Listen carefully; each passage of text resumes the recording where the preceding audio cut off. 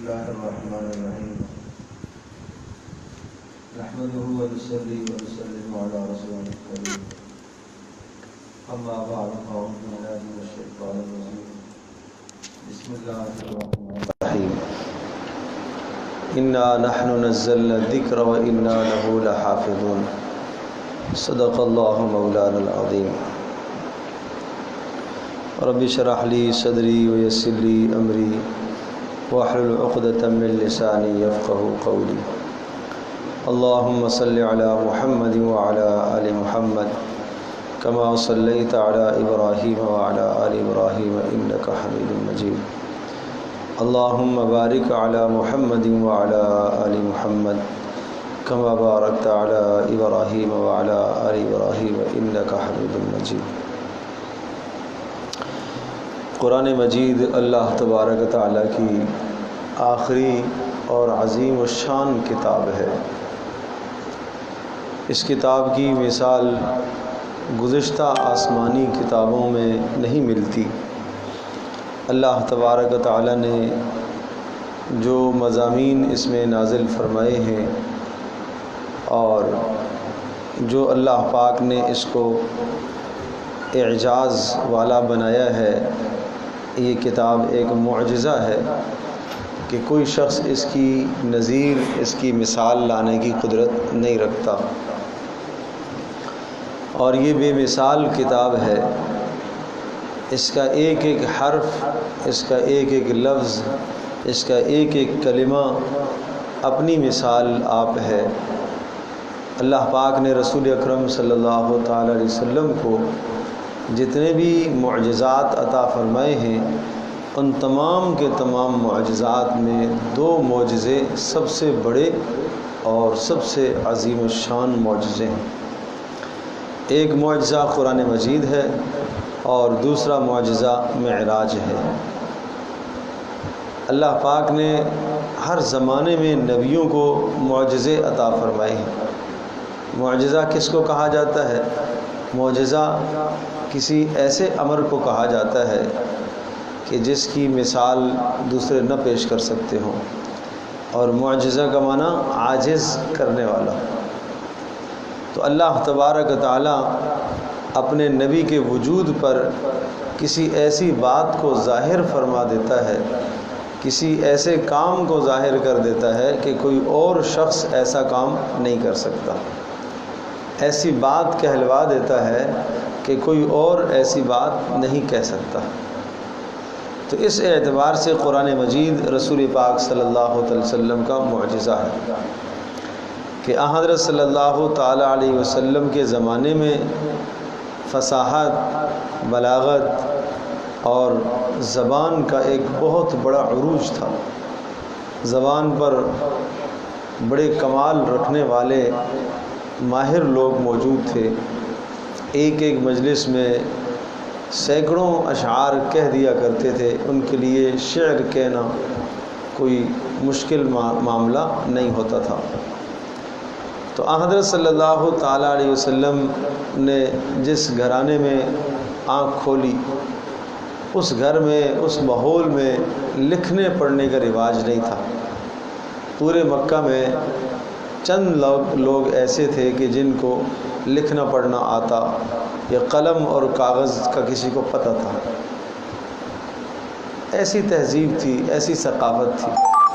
اللہ پاک نے رسول پاک صلی اللہ علیہ وسلم کو اس ماحول میں پیدا فرمایا، اور پھر حضرت صلی اللہ تعالی علیہ وسلم کو جب نبوت عطا فرمائی تو اچانک سے رسول پاک صلی اللہ علیہ وسلم کی مبارک زبان پر ایسے کلمات کا جاری ہو جانا کہ وہ لوگ حیران ہو گئے، اس کی مثال نہیں بن پائی۔ قرآن نے آگے چیلنج دیا کہ اگر تمہیں یہ شک ہے کہ یہ اللہ پاک کی طرف سے نہیں ہے تو اس کی مثال لے کے آؤ، پورے کی مثال لے آؤ۔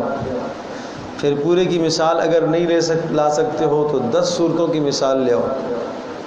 اگر 10 صورتوں کی بھی مثال نہیں لا سکتے ہو تو کوئی ایک صورت ہی لے کے آ جاؤ۔ انا اعطیناک الکوثر جب نازل ہوئی، جو قرآن مجید کی سب سے مختصر ترین صورت ہے، جس کے الفاظ سب سے کم اور مختصر ہیں، جب یہ سورہ مبارکہ نازل ہوئی تو حضرت صلی اللہ علیہ وسلم نے حضرت عمر سے کہا کہ اسے لکھو اور بیت اللہ کے ساتھ لٹکا کر آ جاؤ. اور یہ ایک پورے عرب کو ایک چیلنج تھا اس ماحول کو کہ اس طرح کی کتاب تم لے کے آؤ، تم ایسی مثال لا کر تو دکھاؤ. لیکن کوئی اس انا اعطینا کل کوثر کی بھی مثال نہیں لا سکا. مشرکوں کے باہمی مشاورت ہوتی رہی، مشورے کرتے رہے کہ کس طرح سے اس قرآن کو اس کی مثال لائی جائے اور لوگوں کے دلوں میں جو اس کی اہمیت بیٹھ رہی ہے اس کو کیسے کم کیا جائے. چنانچہ ایک شخص کو انہوں نے تیار کیا اور اس کو یوں کہا کہ ہم آپ کو 1 سال کا خرچ دیں گے اور 1 سال تم بیٹھ کر کوئی کلام تیار کرو. وہ 1 سال تک کسی غار میں گیا اور وہاں چھپ کر یکسو ہو کر وہ سوچتا رہا، لکھتا رہا. اور جب سال کے بعد کوئی کلام تیار ہوا تو اس کو لوگوں کے سامنے پیش کرنے کے لیے جب لایا تو جیسے ہی مجمع میں آیا تو جو کچھ اس کا لکھا ہوا تھا وہ سارا کا سارا مٹ چکا تھا. اس پر ایک بات باقی رہی تھی کہ یہ کسی انسان کا کلام نہیں ہے جس کی تم مثال لا سکو. تو اس طرح سے وہ لوگ عاجز آگے اس کی مثال پیش کرنے سے. تو اس لیے قرآن مجید ایک معجزہ ہے. اور اب ہم دیکھتے ہیں کہ ایک معجزہ کیسے ہے کہ ایک چھوٹا سا بچہ اس کو یاد کر لیتا ہے اور کس قدر جلدی یاد ہوتا ہے. اور جس طرح سے رسول پاک صلی اللہ علیہ وسلم پر نازل ہوا آج تک اسی طرح سے باقی ہے. یہ معجزہ ہے. اور پھر جن باتوں کی پیشن گوئیاں کی گئیں اس میں، آئندہ ایسے ہونے والا ہے، ایسا ہوگا، ایسے لوگ آئیں گے، جو کچھ پیشن گوئیاں کی گئیں وہ اسی طرح سے من و عن ثابت ہو رہی ہے. تو اس اعتبار سے بھی قرآن مجید معجزہ ہے. گزشتہ قوموں کے جو حالات بتائے، ٹھیک حالات بتائے، یہاں تک کہ یہود و نصارہ جو اصحاب کتب سماویہ تھے جن پر آسمان سے کتابیں اتری ہیں، تورات و انجیل اور دیگر صحیفے نازل ہوئے، اور تورات و انجیل اور دیگر صحیفوں میں جو مضامین تھے وہ مضامین جب قرآن میں آئے اور رسول پاک صلی اللہ علیہ وسلم نے انہیں خبر دی ان مضامین کے متعلق تو وہ خود حیران رہ گئے کہ یہ تو ہماری تورات میں بھی آیا ہے. اس شخص کو کیسے پتہ ہے؟ اس نے تو تورات نہیں پڑھی ہے، اس نے تو انجیل نہیں پڑھی ہے، اس کو یہ باتیں کہاں سے پتہ ہے؟ موسیٰ علیہ السلام کے متعلق معلومات جب قرآن میں آئیں، عیسیٰ علیہ السلام کے متعلق جو معلومات اور آیات آئیں، ابراہیم علیہ السلام کے متعلق، اسحاق علیہ السلام کے متعلق، اسماعیل علیہ السلام کے متعلق، یعقوب علیہ السلام کے متعلق، یہ انبیاء کی تاریخ جب آئی تو وہ تو حیران رہ گئی کہ یہ تو ان انبیاء کو تو ہم مانتے ہیں، تو ہمارے مقتدا پیشوا اور رہنما ہیں، ان کی تاریخ اور ان کے حالات زندگی یہ آدمی کیسے جانتا ہے؟ اس نے کسی سے پڑھا نہیں ہے، کوئی لکھا نہیں ہے، نہ لکھنا آتا ہے، نہ کوئی دیکھ کر کچھ پڑھ سکتے ہیں، لیکن یہ ایسی باتیں کہہ رہا ہے. تو یہ سب باتیں ان کو مجبور کرتی تھی کلمہ پڑھنے پر، ایمان لانے پر. اور جن کے دلوں میں اللہ تبارک و تعالیٰ نے جن کے لیے مقدر میں ہدایت رکھی تھی ان کو ہدایت کی توفیق ہوتی گئی اور اسلام لاتے گئے، اور جن کے مقدر میں ہدایت نہیں تھی تو وہ حسد پر آگے، ضد بازی پر آگے، ہٹ درمی پر آگے رسول اکرم صلی اللہ علیہ وسلم کی باتوں کو سراسر ٹھکرا دیا. جاننے کے باوجود، سمجھنے کے باوجود نہیں ماننا، ہم نے نہیں ماننا. تو ایک آدمی کہے مجھے نہیں ماننا تو نہ ماننے کا تو کوئی علاج ہی نہیں ہے. ایک آدمی کہتا ہے مجھے ماننا ہی نہیں ہے. تو اس طرح سے بے شمار کافر ایسے تھے کہ جنہوں نے صاف صاف کہہ دیا میں نہیں ماننا، اور ان کا نہ ماننا کس بنیاد پر تھا؟ ضد اور ہٹ درمی کی وجہ سے. یہ بیکار بات ہے. تو اب قرآن مجید کو ہم یہ سمجھیں کہ یہ اللہ تبارک و تعالیٰ کی کتاب ہے، اور اس پر ایمان لانا وہ ہمارے ایمان کی بنیاد ہے. آسمانی دیگر کتابوں پر بھی ایمان لانا ہمارے لیے ضروری ہے، لیکن قرآن مجید کو اللہ پاک کی آخری کتاب سمجھنا یہ بھی ضروری ہے.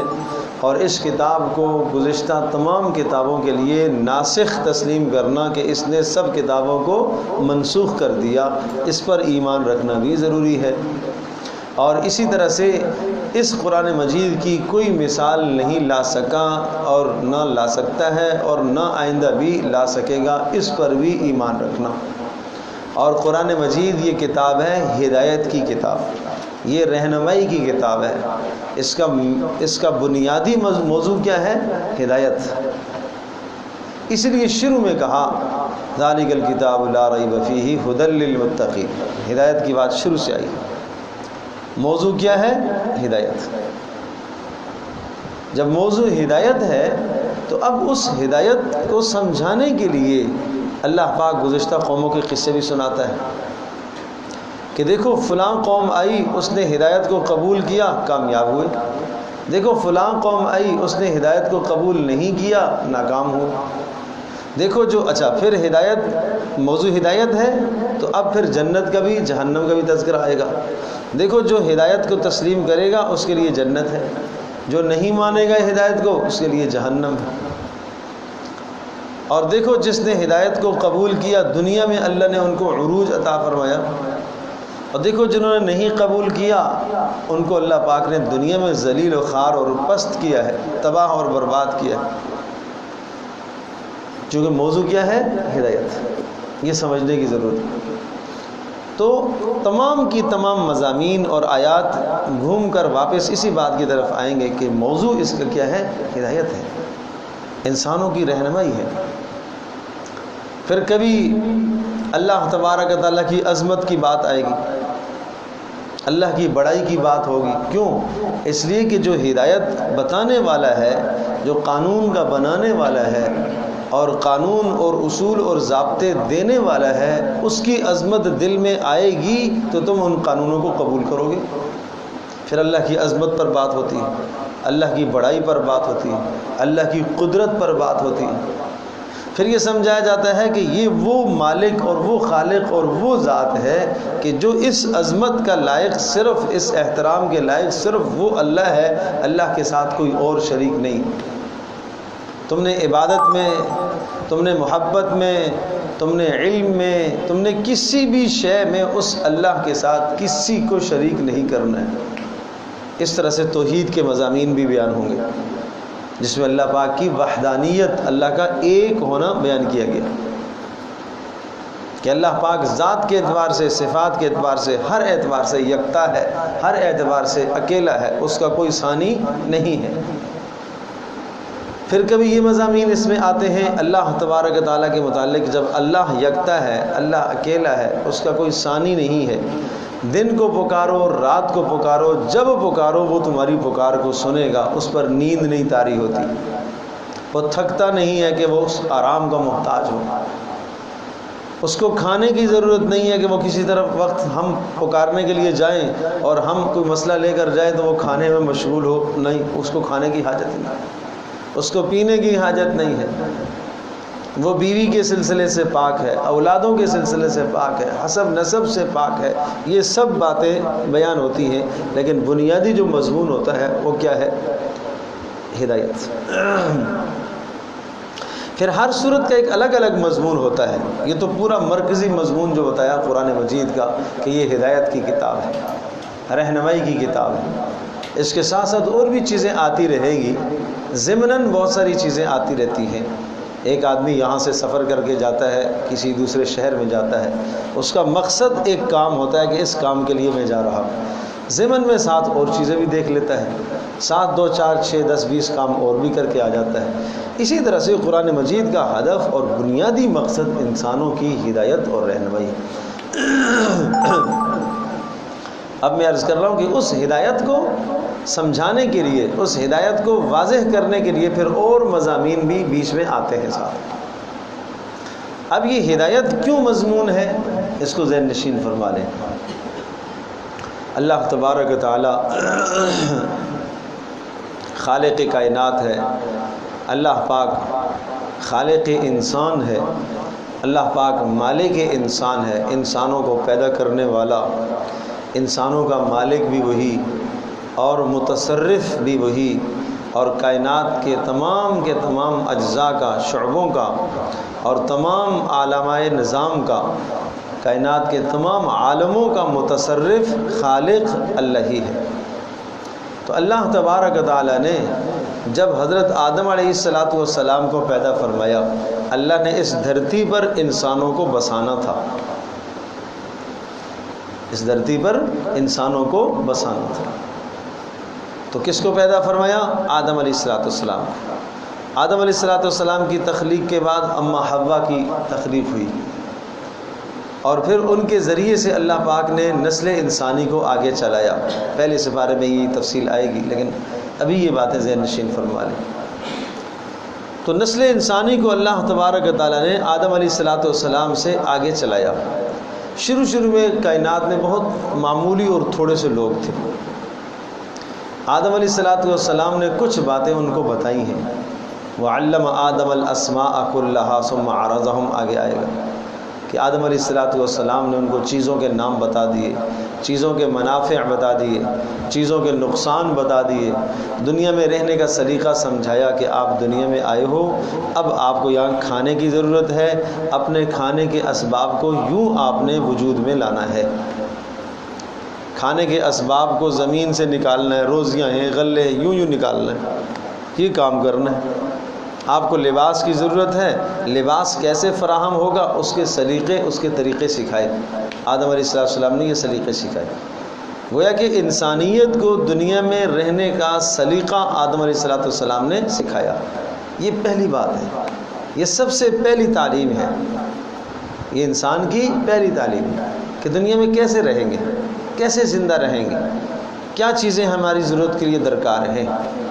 تو یہ آدم علیہ السلام نے یہ ساری باتیں بتائیں۔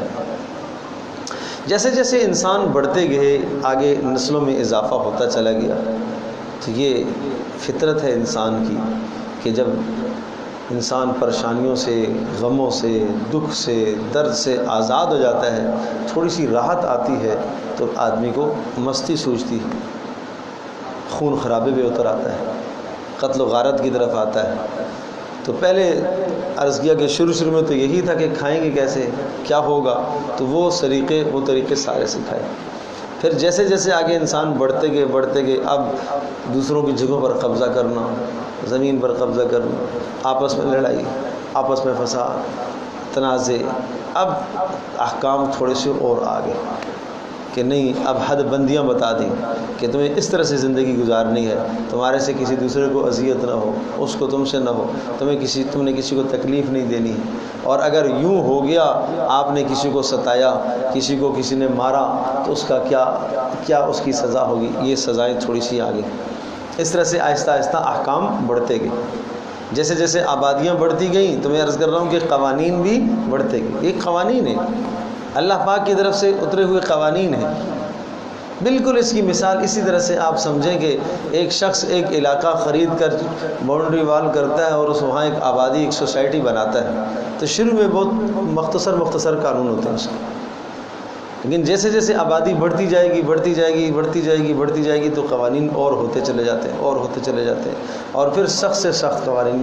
جیسے ہی اصولوں کی خلاف ورزی ہوتی ہے اور جیسے ہی امن خراب ہوتا ہے، فسادات ہونا شروع ہوتے ہیں، تو پھر اور سخت قوانین آنا شروع ہو جاتے ہیں۔ بالکل اسی طرح سے کائنات کے اندر بھی ایسا ہی نظام ہے۔ اللہ پاک نے ایک آبادی بسائی ہے، اور جیسے یہ آبادی بڑھتی چلی گئی، قوانین آتے چلے گئے، احکام آتے چلے گئے۔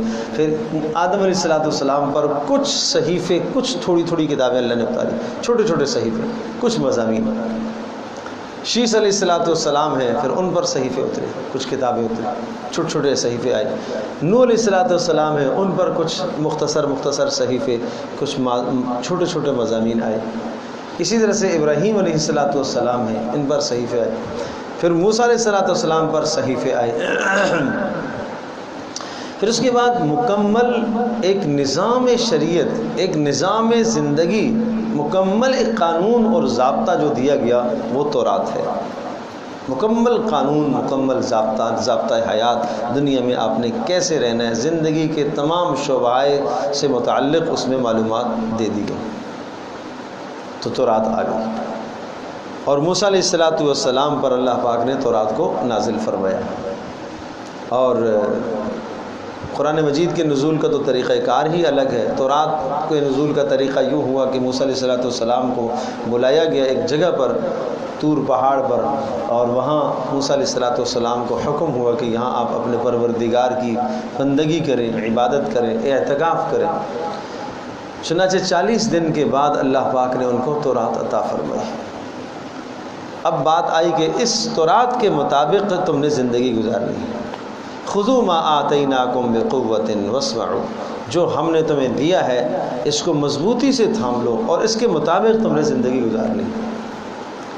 تو یہ ایک نظام حیات مل گیا تورات کی شکل میں۔ آگے تفصیلیں آئیں گی انشاءاللہ کہ تورات جو اتری ہے، موسیٰ علیہ السلام جب تشریف لائے تو موسیٰ علیہ السلام کے سامنے 2 قسم کے لوگ تھے، 2 قومیں تھیں۔ ایک موسیٰ علیہ السلام کی اپنی قوم اور دوسرا فرعون کی قوم۔ تو پہلا جو درس اور سبق تھا موسیٰ علیہ السلام کا، وہ فرعونیوں کو سمجھانا تھا، اور فرعون کو یہ سمجھانا تھا کہ خدا اور رب تو نہیں ہے، رب اللہ پاک ہے، اور یہ سارے کے سارے جتنے بھی ہیں یہ تمہارے غلام نہیں ہیں، یہ اللہ کے بندے ہیں، یہ اللہ کے عبد ہیں، یہ اللہ کے غلام، لہذا ان پر ظلم اور زیادتیوں کو چھوڑ دو۔ موسیٰ علیہ السلام نے یہ سبق سکھایا، سکھاتے رہے ایک عرصہ گزر گیا۔ پھر جب فرعون غرق ہوا اور اس کی فوج ساری کی ساری تباہ ہوئی، تو اس کے بعد پھر اللہ پاک نے موسیٰ علیہ السلام کو طور پر بلایا اور پھر کتاب عطا فرمائی، اور پھر کتاب لے کر اپنی قوم کے پاس پہنچے اور ان کو آ کر اللہ تبارک تعالیٰ کی توحید سنائی کہ اس وہی رب ہے جس رب نے تمہیں نجات دی ہے، جس نے فرعون کے تکلیفوں سے اور ایذاؤں سے اللہ پاک نے تمہیں نجات عطا فرمائی ہے، وہی تمہارا رب ہے، اس ایک رب کی بندگی اور عبادت کرو۔ پھر موسیٰ علیہ السلام کے بعد انبیاء کا تسلسل ہے، اور وہ سارے کے سارے انبیاء دین میں موسیٰ علیہ السلام کے پیروکار ہیں، تورات ہی کے پیروکار ہیں۔ موسیٰ علیہ السلام کے بعد انبیاء موسیٰ علیہ السلام کے بھائی ہیں اپنے ہارون علیہ السلام، پھر اسی طرح سے یونس علیہ السلام، یحییٰ علیہ السلام، عزیر علیہ السلام اور شعیب علیہ السلام، یہ اس کے بعد کے بے شمار انبیاء آئے ہیں جو انبیاء کا تسلسل ہے، یہ سب کے سب حضرت موسیٰ علیہ السلام کے پیروکار ہیں۔ اور پھر یہاں تک کہ موسیٰ علیہ السلام جب رخصت ہوئے، اس کے بعد انبیاء علیہ السلام اس تورات کو لے کے آگے بڑھتے رہے۔ داؤد علیہ السلام کا زمانہ آیا، انہوں نے بھی اسی تورات کا سبق سمجھایا لوگوں کو۔ ایوب علیہ السلام کا زمانہ آیا، تو ہر نبی اپنی قوم میں، بستی میں اسی تورات کی تبلیغ کرتا رہا، یہاں تک کہ لوگوں نے تورات میں تبدیلیاں کرنا شروع کر دی، تبدیلیاں ہو گئی، اور نہیں پتہ چلتا تھا کہ اب کیا مضامین اللہ کی طرف سے ہیں اور کیا مضامین لوگوں کے اپنے بنائے ہوئے ہیں۔ چونکہ اللہ پاک نے ان کتابوں کی حفاظت کی ذمہ داری خود نہیں لی تھی، اس لیے لوگوں نے تبدیلیاں کر دی۔ علماء ربانیین جب دنیا سے اٹھ گئے تو پھر اس کے بعد آنے والی قوموں نے اس میں تبدیلیاں کی۔ جب تبدیلیاں ہوئیں تو اب فرق کرنا مشکل تھا کہ اللہ کی طرف سے کیا ہے اور کون سے مضامین لوگوں نے اپنے بنائے۔ تو پھر اللہ پاک نے عیسیٰ علیہ السلام کو بھیجا اور انجیل ان پر نازل فرمائی، اور انجیل کے ذریعے سے فرق سمجھایا گیا، بتایا گیا کون سے مضامین اللہ پاک کی طرف سے ہیں، کیا ان کی اپنی تبدیلیاں ہیں، تو وہ ایک فرق کیا گیا۔ تو اس لیے انجیل جو ہے وہ دوسری کتاب ہے۔ انجیل اور تورات کے بیچ میں داؤد علیہ السلام پر کتاب اتری ہے زبور، لیکن زبور بھی مکمل آگے ہدایت نامہ نہیں تھا، اس میں کچھ اوراد اور وظائف تھے، پڑھنے کی چیزیں تھیں، صبح کو یہ پڑھنا ہے، شام کو یہ پڑھنا ہے، اللہ پاک سے ایک تعلق اور ربط قائم کرنے کے لیے۔ لیکن میں عرض کر چکا ہوں کہ داؤد علیہ السلام جن پر زبور آئی وہ بھی پیروکار تھے احکام میں، موسیٰ علیہ السلام ہی کے پیروکار تھے۔ تو اس طرح سے تورات اور پھر بیچ میں زبور، اور پھر جب تورات میں تحریف ہوئی، تبدیلیاں ہو گئیں، تو پھر کیا آیا؟ پھر انجیل آئی، اور پھر انجیل نے فرق بتائی، اور پھر حضرت عیسیٰ علیہ السلام کے دنیا سے رخصت ہو جانے کے 600 سال بعد حضرت محمد صلی اللہ علیہ وسلم کو اللہ پاک نے سرزمین مکہ پر مبعوث فرمایا اور قرآن مجید عطا فرمایا۔ اب قرآن مجید کے اندر تورات، زبور، انجیل اور آسمانی تمام کے تمام کتابوں کے مضامین موجود ہیں۔ اس قرآن نے گویا کہ ان تمام کتابوں کا احاطہ کر لیا، سب کا احاطہ کر لیا۔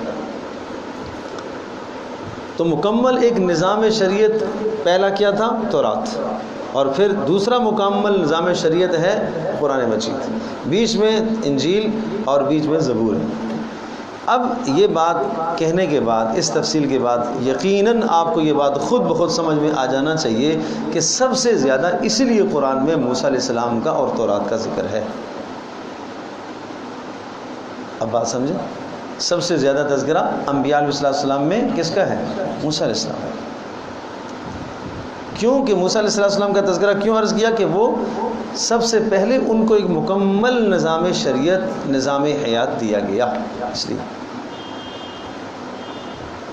اور اسی لیے رسول پاک صلی اللہ علیہ وسلم کو جہاں بجا جہاں بات تسلی کی آتی ہے نا، جہاں کہیں مصیبت آئی نبی الاسلام پر، کہا دیکھو موسیٰ علیہ السلام کی قوم نے کیسے ستایا، انہوں نے صبر کیا، آپ بھی صبر کریں۔ دیکھو اللہ پاک نے جب کوئی دشمن کی بات آتی ہے تو بات آئی کہ دیکھو اللہ پاک نے موسیٰ علیہ السلام کے دشمن کو غرق کیا تھا، تباہ کیا تھا، آپ کا دشمن بھی تباہ ہوگا۔ پھر تو رات کا ذکر آنا شروع ہو جاتا ہے، پھر موسیٰ علیہ السلام کا تذکرہ آنا شروع ہو جاتا ہے۔ اسی طرح سے دیکھو کس طرح سے اس قوم نے موسیٰ علیہ السلام کو ستایا، تنگ کیا، آپ کو بھی یہ ستائیں گے، تنگ کریں گے، موسیٰ علیہ السلام کا پھر تذکرہ۔ کس طرح سے ان لوگوں میں سے بعض نے مانا ہے، پھر تذکرہ تورات کا۔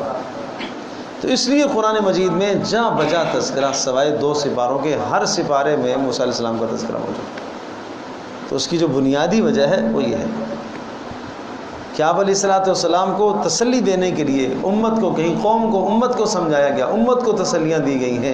جہاں جہاں یہ باتیں آئیں تو پھر کہا کہ تاریخ دیکھو، سابقہ تاریخ دیکھو، یہ تو ہوتا آ رہا ہے۔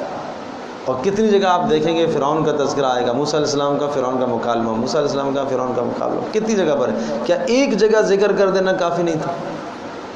پہلے سپارے میں تذکرہ آیا، پھر آگے چلتے چلے گئے 9ویں سپارے میں پھر بہت تفصیل سے آیا، پھر سورہ طٰہٰ میں پھر تفصیل سے یہ حالات آئے، اور پھر سورہ شعراء کے اندر پھر تفصیل سے حالات ہیں، پھر سورہ قصص کے اندر اور تفصیل سے حالات بیان فرمائے۔ کبھی یوں بات آتی ہے کہ حق اور باطل کا مقابلہ ہوتا رہے گا، جیسا کہ موسیٰ علیہ السلام کا اور فرعون کا مقابلہ رہا، پھر موسیٰ علیہ السلام کا تذکرہ آ جاتا ہے۔ کبھی میں عرض کر رہا ہوں کہ اس طرح سے بات آتی ہے کہ آپ صبر کرو جیسا موسیٰ علیہ السلام نے صبر کیا، پھر موسیٰ علیہ السلام اور ان کی قوم کا تذکرہ آ جاتا ہے۔ اور کبھی یہ بات آتی ہے کہ جناب سخت سے سخت دشمن تھا، دیکھو موسیٰ علیہ السلام کا دشمن کیسا تھا، پھر تذکرہ آ جاتا ہے موسیٰ علیہ السلام کا۔ تو مختلف پیرائے سے، مختلف زاویوں سے موسیٰ علیہ السلام کا اور تورات کا ذکر آتا ہے، اور ان تمام کا تمام مقصد کیا ہوتا ہے؟ رسول پاک صلی اللہ علیہ وسلم اور اس امت کو تسلی دینا اور سمجھانا۔ اللہ اکبر، اللہ پاک ہمارے دل میں یہ بات بٹھا دے۔ اب میں آپ کو ایک چھوٹی سی بات عرض کرتا ہوں، کتنا پیارا اللہ کا کلام ہے، کیسے خوبصورت مضامین ہیں اس کے۔ ایک باپ، شفیق باپ، مہربان، محبت کرنے والا اپنے بیٹے کو جب سمجھاتا ہے تو ایک بات سمجھاتا ہے، کوئی ایک بات اس نے بتانی ہوتی ہے نا، اس ایک بات کو سمجھانے کے لیے بڑی تمہید باندھتا ہے، اپنی محبت جتلاتا ہے، اپنا پیار بتاتا ہے، اپنا تعلق جتلاتا ہے، اور پھر کچھ قصے اور واقعات سناتا ہے، تاکہ یہ ہر بات کا مقصد سمجھانا، تاکہ اس کے دل و دماغ میں یہ بات بیٹھ جائے۔ اسی طرح سے اللہ پاک کا نظام ہے قرآن میں، ایک حکم آئے گا، اس حکم کو سمجھانے کے لیے، اس مضمون کو سمجھانے کے لیے، اس موضوع کو سمجھانے کے لیے اللہ تبارک و تعالیٰ مختلف پیرائے سے باتیں لے کے آتے ہیں۔ مثال کے طور پر سورہ بقرہ کا مضمون آئے گا، مضمون ہے یا ایھا الناس اعبدوا ربکم الذی خلقکم، جہاں سے اس کا تیسرا رکوع شروع ہوتا ہے نا، سورہ بقرہ کا موضوع یہ ہے، یا ایھا الناس اعبدوا، اے لوگو اس رب کی بندگی کرو جس نے تمہیں پیدا کیا۔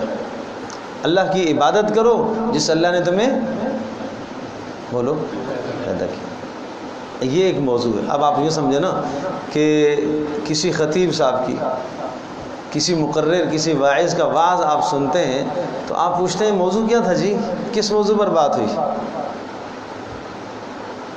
تو جواب آتا ہے کہ بھائی موضوع یہ تھا کہ عبادت کرو، موضوع یہ تھا کہ سچ بولو. اچھا موضوع یہ ہے کہ سچ بولو، تو 1 گھنٹہ جو آدمی خطاب کرے گا موضوع ہے سچ بولو، تو وہ 1 گھنٹہ سچ بولو سچ بولو سچ بولو تو نہیں کرے گا. اس کے لیے وہ آیتیں سنائے گا، اس کے لیے وہ حدیثیں سنائے گا، اس کے لیے وہ قصے سنائے گا، اس کے لیے ممکن ہے وہ اشعار بھی لے کر آئے، لیکن ہر طرف سے بات گھیر کر اسی بات پر وہ لے کے آئے گا. اگر وہ خطیب سمجھدار اور ماہر ہوتا ہے تو وہ بات واپس وہیں گھما کے لاتا ہے. کیا؟ سچ، امانت، کوئی بھی مضمون. اسی طرح سے قرآن مجید کا مضمون بھی ہے. موضوع آیا یا ایھا الناس اعبدوا ربکم، اس رب کی بندگی کرو جس رب نے تمہیں پیدا کیا ہے. یہ ایک موضوع ہے. اب یہ میں نے سب سے پہلے اس لیے لیا ہے کہ سورۃ البقرہ شروع کریں گے، اور سورۃ البقرہ کے شروع کے آیات اور مضامین تقریباً سب کے ذہن میں کچھ نہ کچھ ہوتے ہی. اب دیکھو اس موضوع کو کیسے سمجھایا. موضوع کیا ہے؟ اللہ کی بندگی کرو. اب آغاز کہاں سے ہوا؟ اگر سورہ فاتحہ کو آپ لیتے ہیں تو اس میں بھی آ گیا ایاک نعبد و ایاک نستعین. یہ خلاصہ ہے، سورہ فاتحہ کا خلاصہ ہے ایاک نعبد، اللہ کی بندگی. پورے قرآن کا خلاصہ سورۃ الفاتحہ ہے. اور پھر الف لام میم آئی بات ذالک الکتاب لا ریب فیہ ھدی للمتقین. موضوع کیا ہے؟ عبادت. لیکن عبادت ہم کیسے کریں گے؟ یہ قرآن ہے نا، عبادت کے سلیقے تو ہمیں سمجھائے گا. ہدن، ہدایت ہے یہ. جب بات آئی کہ یہ قرآن مجید ہم نے بھیجا ہے، ہدایت کے لیے بھیجا ہے، تو اب ظاہر سی بات ہے کہ قرآن مجید کو کچھ مانیں گے، کچھ بولو نہیں مانیں گے. جو مانیں گے ان کی صفات الذین یؤمنون بالغیب ویقیمون الصلاۃ ومما رزقناہم ينفقون والذین یؤمنون بما انزل الیک وما انزل من قبلک وبالآخرۃ هم یوقنون. یہ ماننے والوں کی 5 صفات ذکر کی. نمبر 1 ایمان بالغیب، نمبر 2 اقامت صلاح، نماز کے پابند، نمبر 3 ایتاء الزکاۃ، زکوٰۃ کے پابند، جو اللہ نے دیا اس میں سے خرچ کرتے ہیں، اور نمبر 4 گزشتہ کتابوں پر ایمان، اور نمبر 5 آخرت پر ایمان. کہا یہی کامیاب ہیں اور یہی ہدایت پر ہیں. اگر ہدایت لینا چاہتے ہو تو یہ 5 باتیں اپنے اندر پیدا کرو، ان میں رسوخ پیدا کرو، تمہیں ہدایت مل جائے گی. تو یہ کس کا بیان ہوا؟ ماننے والوں کا. قرآن آیا نا، ہدایت آئی، تو ہدایت کے ماننے والے پھر 2 طبقے، کچھ ماننے والے کچھ نہ ماننے والے.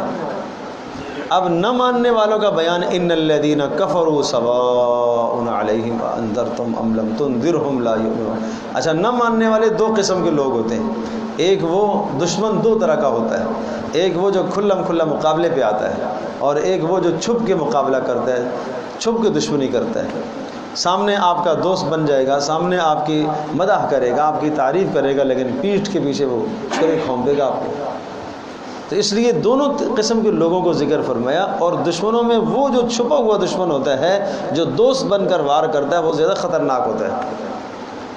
تو 2 آیتوں کے اندر ان الذین کفروا سواء علیہم انذرتم ام لم تنذرہم لا یؤمنون ختم اللہ علی قلوبہم وعلی سمعہم وعلی ابصارہم غشاوہ ولہم عذاب عظیم. 2 آیتوں میں ان دشمنوں کو بیان فرمایا جو کھلم کھلا آپ کی دشمنی کریں گے، آپ کی مخالفت کریں گے. ایک نیا نظام دیا جا رہا ہے نا. اب جب تم بندگی کرو گے تو تمہارے ساتھ دشمنی شروع سے آئے گی. یہ شروع میں سمجھایا.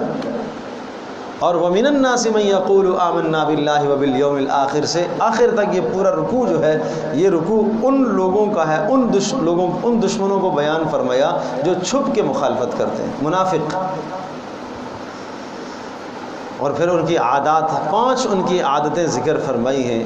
یہ جھوٹ بولتے ہیں، یہ تمہارے ساتھ ہمدردی کے دعوے کرتے ہیں، یہ ایمان کے دعوے کرتے ہیں، یہ کامیابی کے دعوے کرتے ہیں، یہ عقل کے دعوے کرتے ہیں، اور یہ دنیا میں اصلاح کے دعوے کرتے ہیں، حالانکہ فساد پھیلا رہے ہوتے ہیں.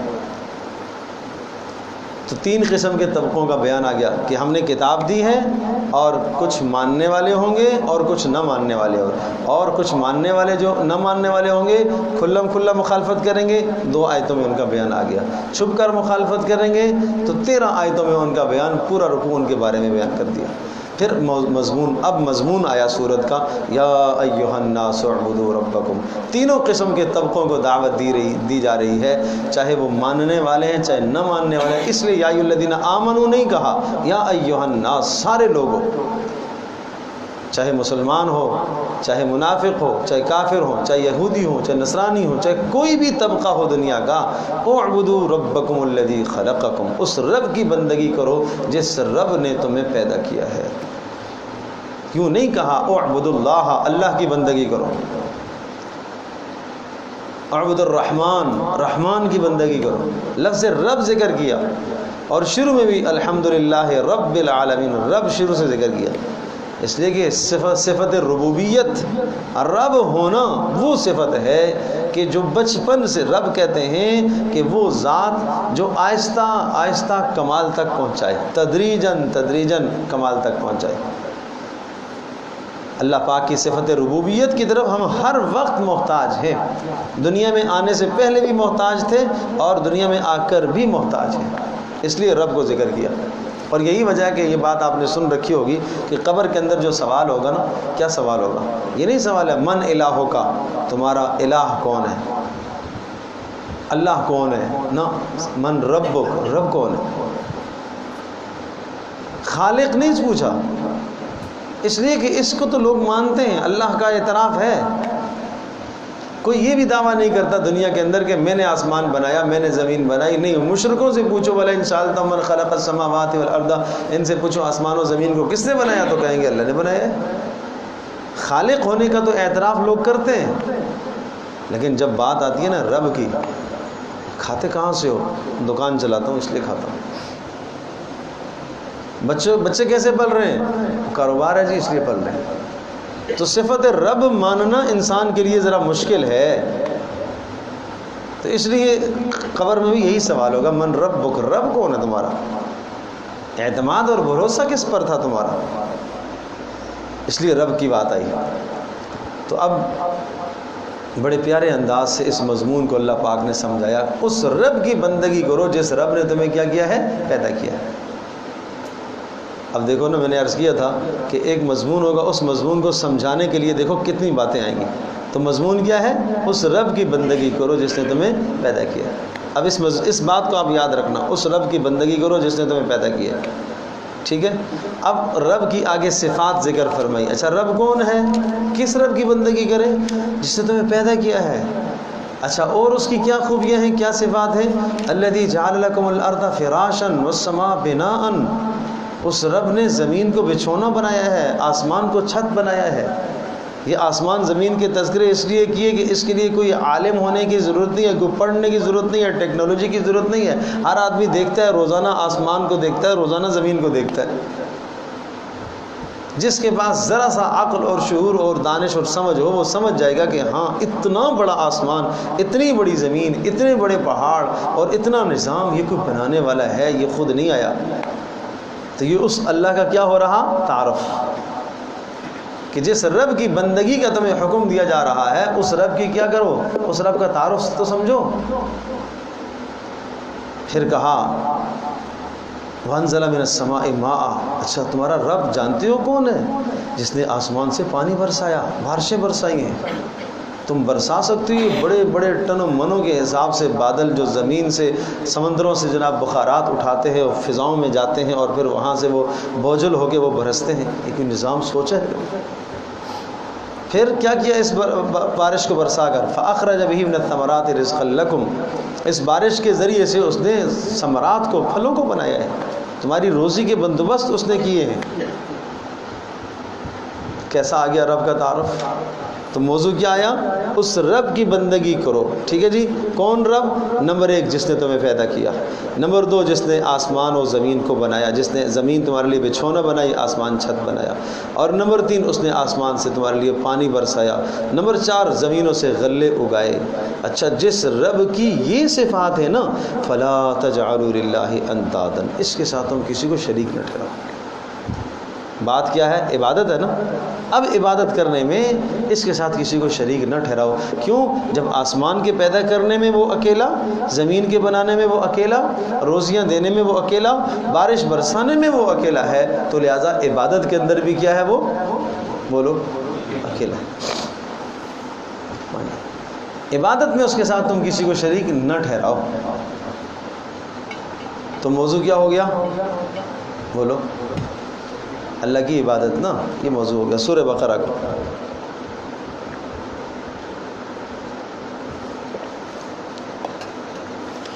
اچھا جی، یہ موضوع ہے سورہ بقرہ کا، رب کی عبادت۔ اب دیکھو سوال آتا ہے، کوئی سوال کرے، آپ کہہ رہے ہیں کہ یہ کتاب اللہ کی طرف سے ہے، اور اس کتاب میں یہ تذکرے آ رہے ہیں، اور اس کتاب میں رب کی عبادت کا بولو حکم دیا گیا ہے، اور سمجھایا گیا ہے کہ تمہارا رب وہ ہے کہ جس نے آسمان و زمین کو بنایا، جو غلے اگاتا ہے، یہ کام کرتا ہے۔ کوئی کہنے والا کہ ہمیں کیا پتہ بھائی یہ کتاب اس نے اتاری ہے، ہم تو نہیں جانتے۔ تو جواب دیا، وَإِن كُنتُمْ فِي رَيْبٍ مِّمَّا نَزَّلْنَا عَلَىٰ عَبْدِنَا فَأْتُوا بِسُورَةٍ، اگر تمہیں شک ہے کہ اس اللہ کی طرف سے نہیں ہے جو تمہارا رب ہے، تو اس کی مثال لے آئے، پتہ چل جائے گا نا۔ اگر مثال تم لا سکے تو کہا جائے گا کسی انسان کا کلام ہے، انسان کی طرح تو کام کر سکتا ہے نا۔ جب نہیں لا سکتے ہو تو پھر ڈرو۔ اب دیکھو، اگر اور تم نہیں لا سکو گے اور یقیناً نہیں لا سکو گے، تو پھر آگے کیا ہوا؟ جنت کا تذکرہ، جہنم کا تذکرہ۔ پھر اس جہنم سے ڈرو جس کو اللہ پاک نے کافروں کے لیے تیار کر کے رکھا ہے، اگر تم اس کی مثال نہیں لا سکتے۔ اور پھر جب جہنم کا ذکر آتا ہے تو اللہ پاک کا عجیب انداز ہے، جہاں عذاب کی بات آتی ہے اللہ رحمت کو بھی ذکر کرتا ہے۔ پھر سنو جنت کا بھی، اگر تم ایمان لے آئے اس پر تو وبشر الذین آمنوا ان لہم جنات تجری من تحت الانہار، وبشر الذین آمنوا، پھر خوشخبریاں سنائیے ان کو جو اس پر ایمان رکھتے ہیں، اور ان کے لیے اللہ پاک نے جنتیں تیار کر کے رکھی، ان کو قسمہ قسم کے رزق دیے جائیں گے۔ تو مضمون کیا تھا؟ بولو، اللہ کی عبادت کرنا۔ اچھا، پھر اچھا چلو مان لیتے ہیں، کوئی یہ کہے مان لیتے ہیں اللہ کی طرف سے یہ کلام ہے، ٹھیک ہے، لیکن اس میں تو ہم دیکھتے ہیں کہ مچھر کے بھی تذکرے ہیں، مکھیوں کے بھی تذکرے ہیں، اس میں مکڑی کا بھی ذکر آیا ہے، اس میں یہ بھی آیا ہے۔ تو پھر سمجھا، ان اللہ لا یستحی ان یضرب مثلا ما بعوضۃ فما فوقها، اس قسم کی جو چیزوں کے تذکرے آتے ہیں یہ اللہ پاک مثالیں بیان کرتا ہے، اور یہ سمجھانے کے لیے ہوتا ہے، اور یہ تمہارے لیے آزمائش ہے کہ کون مانتا ہے اور کون انکار کرتا ہے۔ اور پھر اسی کتاب کی وجہ سے بہت ساروں کو اللہ ہدایت دے گا اور بہت ساروں کو اللہ گمراہ کرے گا۔ ہدایت دے گا کا مطلب کیا ہے؟ کہ جو مانیں گے ہدایت ملے گی، اور جو نہیں مانیں گے ان کی اس کتاب ہی کے ذریعے سے وہ ذلیل و رسوا ہوں گے۔ اب بات سمجھ میں آ گئی؟ تو یہ بات آ گئی اس میں۔ اب موضوع کیا تھا؟ وہی پھر دہراتے ہیں اس کو، بولو، اللہ کی عبادت۔ اب دیکھو پھر آدم علیہ السلام کا تذکرہ ہے، وَإِذْ قَالَ رَبُّكَ لِلْمَلَائِكَةِ إِنِّي جَاعِلٌ فِي الْأَرْضِ خَلِيفَةً، کہا کہ یہ جو ہم نے تمہیں بات کی ہے نا عبادت کرو، یہ کوئی اس میں تم تعجب نہ کرو، اس لیے کہ تمہیں پیدا ہی عبادت کے لیے کیا ہے، جیسا کہ ہم نے آدم علیہ السلام کو پیدا کیا ہے۔ پھر آدم کا تذکرہ آئے گا، آدم کا تذکرہ آئے گا، اور پھر آدم علیہ السلام کے ذکر کے ساتھ شیطان کا بھی ذکر کیا۔ دیکھو تمہیں اس عبادت سے شیطان روکے گا، جیسے آدم علیہ السلام کو ورغلانے کی اس نے کوشش کی، شیطان کا تذکرہ آیا۔ یہ ایک پاؤ تک یہ خلاصہ میں نے اس طرح سے آپ کو بتا دیا۔ پھر آگے یا بنی اسرائیل، یا بنی اسرائیل 2 مرتبہ آتا ہے۔ اب یہ یا بنی اسرائیل کا تذکرہ کیا ہے، یہ پہلے سپارے کے آخر تک جاتا ہے، یہ یا بنی اسرائیل کا مضمون۔ موضوع کیا ہے؟ بولو، اللہ کی عبادت۔ آدم علیہ السلام کو کیوں پیدا کیا تھا؟ عبادت کے لیے پیدا کیا تھا، اور تم اولاد آدم ہو تو تمہیں بھی وہی کام کرنا ہے۔ اور اس عبادت میں مخل اور خرابی پیدا کرنے والا تو تمہارا دشمن ایک ہے اور ازل سے ہے، وہ کیا ہے؟ شیطان ہے، اس کی پیروی نہ کرنا۔ پھر بنی اسرائیل کا تذکرہ آیا، دیکھو وہ بنی اسرائیل کو بھی عبادت کا حکم دیا گیا تھا لیکن وہ ناکام رہے، تو یہ آگے ان کی ناکامیوں کو بیان فرمایا، بہت تفصیل سے ان کی ناکامیوں کو بیان فرمایا۔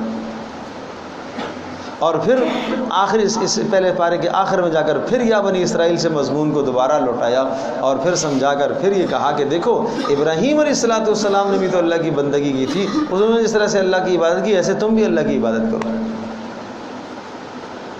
یہ مضمون چلتے چلتے چلتے چلتے پھر دوسرے سپارے میں کہ شروع میں تیسرے رکوع میں بات آتی ہے وَإِلَٰهُكُمْ إِلَٰهٌ وَاحِدٌ لَا إِلَٰهَ إِلَّا هُوَ الرَّحْمَٰنُ الرَّحِيمُ۔ مضمون کیا ہے؟ اللہ کی عبادت، ہاں وہی ہے تمہارا الہ اور رب، وہ ایک ہے، اس کے سوا کوئی اور عبادت کے لائق نہیں ہے۔ تو اس طرح سے ایک مضمون کو سمجھانے کے لیے قرآن کیا کرتا ہے؟ قصے بھی سناتا ہے، حالات بھی سناتا ہے، قوموں کے بیان، پھر اللہ پاک کی بڑائی، اللہ کی عظمت، اس طرح سے۔ ایک اور مضمون سمجھاتا ہوں، سورۃ الحدید ہے، اس میں اس کا جو مضمون ہے آمنوا باللہ ورسولہ وانفقوا مما جعلکم، اس میں دو مضمون ہیں، اللہ پر ایمان لاؤ اور اللہ کے رسول پر ایمان لاؤ اور اللہ کے راستے میں مال خرچ کرو۔ اب دیکھو اس بات کو ایک باپ اپنے بیٹے سے کوئی بات منواتا ہے، سمجھاتا ہے نا، تو کیسے سمجھاتا ہے؟ اللہ پاک نے کیسے سمجھایا؟ اس مضمون کو سمجھایا کیسے؟ کیا مضمون ہے؟ کہ اللہ پر ایمان، اللہ اور اس کے رسول پر ایمان لاؤ اور اللہ کے راستے میں مال خرچ کرو۔ دیکھو سبح للہ ما فی السماوات والارض، آسمان و زمین کی ہر شے اللہ کی تسبیح بیان کر رہی ہے، اللہ کی بڑائی بیان کر رہی ہے، اور وہ غالب حکمتوں والا ہے، وہ اول بھی ہے، وہ آخر بھی ہے، وہ ظاہر بھی ہے، وہ باطن بھی ہے، وہ ہر شے کو جاننے والا ہے۔ اس نے آسمانوں کو بنایا اور وہ عرش عظیم کا وہ مالک ہے، اور زمین سے جو شے بلند ہوتی ہے اسے وہ جانتا ہے، جو زمین کے اندر جو چیزیں جاتی ہیں ان کو وہ جانتا ہے، وہ علیم بذات الصدور، وہ دلوں کے حالات کو بھی وہ جانتا ہے، وہ دن اور رات کے نظام کو بھی جانتا ہے، دن کو رات میں داخل کرتا ہے، رات کو دن میں داخل کرتا ہے، اور وہ تمہارے ساتھ جہاں پر بھی ہو تو تمہارے ساتھ ہوتا ہے، وہ رب، اس رب کا حکم ہے آمنوا باللہ ورسولہ، اللہ پر ایمان تو لاؤ اور اس کے رسول کو بھی تو مانو، جس رب کی یہ صفات ہیں اس رب کو تو مانو اور اس کے راستے میں مال خرچ کرو۔ اور پھر کہا وما لکم لا تؤمنون، کیوں ایمان نہیں لاتے ہو؟ کیا رکاوٹ کیا ہے تمہاری؟ والرسول یدعوکم، تمہیں اللہ کا رسول ایمان کی طرف بلاتا ہے۔ پھر کہا وما لکم لا تنفقوا فی سبیل اللہ، تم کیوں خرچ نہیں کرو گے؟ آخر کیا رکاوٹ ہے تمہارے پاس کہ جو تمہارے پاس مال ہے دیا کس نے ہے؟ اللہ نے دیا ہے، سارا اللہ کا دیا ہوا، تو کیوں نہیں خرچ کرو گے؟ اور پھر سمجھایا کہ اچھا چلو اگر خرچ کرنے میں تمہیں تکلیف ہوتی ہے تو یوں کرو، من ذا الذی یقرض اللہ قرضا حسنا، چلو اللہ کو قرض تو دے دو، اللہ کو قرض ہی دے دو۔ اچھا پھر کیا ہوگا؟ فیضاعفہ لہ ولہ اجر کریم، اللہ پاک اس کو دگنا اور تگنا کر کے تمہیں عطا کرے گا۔ انسان کمزور ہے نا، جاتا ہوا پیسہ تو تکلیف تو ہوتی ہے، آ رہا ہو تو خوش ہوتا ہے، پیسہ نکل رہا ہو تو پریشان ہوتا ہے۔ تو کہا اچھا بھائی پریشان نہیں ہو جاؤ، پہلی بات تو یہ کہ جانے میں تمہیں ٹینشن نہیں ہونا چاہیے، اس لیے کہ مال دیا جو اللہ نے ہے تو اس اللہ کے حکم سے تھوڑا سا خرچ کر دو۔ اچھا اگر یہ بھی گراں گزرتا ہے تو پھر تم یوں کیوں نہیں سوچتے ہو کہ اللہ کو تم قرض دے رہے ہو؟ جب تم سے کوئی آدمی قرض مانگنے کے لیے آتا ہے تو آپ دے ہی دیتے ہو، کوئی بات نہیں ہے، تو اللہ تم سے قرض مانگ رہا ہے اور پھر اللہ تمہیں دگنا اور تگنا کر کے عطا کرے گا، اور ایک کے بدلے میں 10، اور نیت جتنی جس کی پکی ہوگی سچی ہوگی 700 تک اللہ پاک تمہیں عطا کرے۔ تو اس طرح سے ایک مضمون کو سمجھانے کے لیے اللہ پاک مختلف پیرائے سے آیات لے کے آتا ہے۔ اور اگر میں یہ کہوں تو بات بالکل بیجا نہیں ہوگی کہ کل احکام سے متعلق احکام، یہ کام کرو یہ نہ کرو، یعنی بعض چیزوں کا اللہ نے حکم دیا نا، اور بعض چیزوں سے اللہ پاک نے روکا ہے، کرنے کا کام نہ کرنے کا، کرنا نہ کرنا، ان کو کیا کہتے ہیں؟ احکام۔ اس کو کیا کہتے ہیں بولو؟ احکام۔ احکام سے متعلق قرآن مجید میں صرف 500 آیات ہیں بس۔ ان 500 آیات پر آمادہ اور تیار کرنے کے لیے پورا قرآن اترا ہے، 6666 جو آیات بتائی جاتی ہیں وہ کس لیے ہیں؟ ان 500 آیات پر تیار کرنے کے لیے۔ اللہ اکبر، اللہ اکبر۔ تو مضمون گویا کہ یوں سمجھو نا کہ میں عرض کیا تھا شروع میں کہ کسی کے بیان کا، تقریر کا، واعظ کا صرف ایک ہوتا ہے، ایک جملہ، ایک نقطہ ہوتا ہے، اس ایک نقطے کو سمجھانے کے لیے 1 گھنٹے کی وہ بات سناتا ہے، تقریر کرتا ہے۔ اسی طرح سے اللہ تبارک و تعالیٰ وہ 500 آیات سمجھانے کے لیے، احکام سے متعلق جو آیات ہیں ان آیات کو سمجھانے کے لیے اللہ تبارک و تعالیٰ نے باقی آیات کو نازل فرمایا۔ پھر جنت کے تذکرے سنائے، پھر جہنم کے تذکرے سنائے، ماننے والوں کو جنت میں یہ ملے گا، نہ ماننے والوں کو یہ جہنم ہے، اس کے عذابات ہیں۔ اور پھر اسی طرح سے ماننے والوں کو پھر گزشتہ قوموں کی تاریخ سنائی، دیکھو انہوں نے مانا، اللہ نے ان کو دنیا میں عروج دیا، تمہیں بھی ملے گا۔ نہ ماننے والوں کو بھی تاریخ سنائی، دیکھو فلاں نے نہیں مانا، کیا ذلیل اور رسوا ہوئے، یہی حالات تمہارے اوپر بھی آ جائیں گے۔ پھر جناب ماننے والوں کو جو دنیا میں رکاوٹیں پیش آتی ہیں، دشمنیاں لوگ مول لے لیتے ہیں، مخالفتیں آتی ہیں، اس اعتبار سے سمجھایا گیا ہے۔ تو ان 500 آیات پر کھڑا کرنے کے لیے، ان پر جمانے کے لیے اور ان پر عمل کرانے کے لیے اللہ پاک نے باقی قرآن کو اتارا ہے۔ تو یہ انداز ہے اس کتاب کا، اس لیے یہ کتاب کیا ہے؟ معجزہ ہے۔ بات یہاں سے چلی تھی کہ قرآن مجید ایک کیا ہے؟ معجزہ ہے، عظیم الشان معجزہ ہے، عظیم الشان، سبحان اللہ۔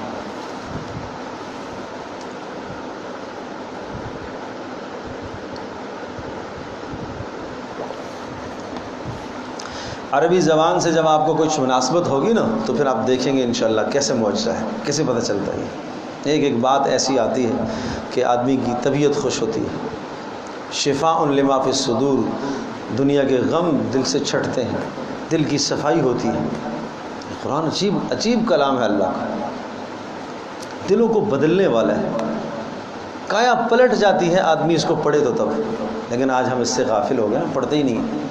اور میں اکثر اپنے دوستوں سے کہا کرتا ہوں کہ قرآن مجید کی تلاوت کیا کرو، لیکن کبھی کبھی آپ اس نیت سے تلاوت کیا کرو کہ قرآن مجید سے میں اصلاح لے رہا ہوں، یہ شفا ہے، یہ دلوں کی شفا ہے۔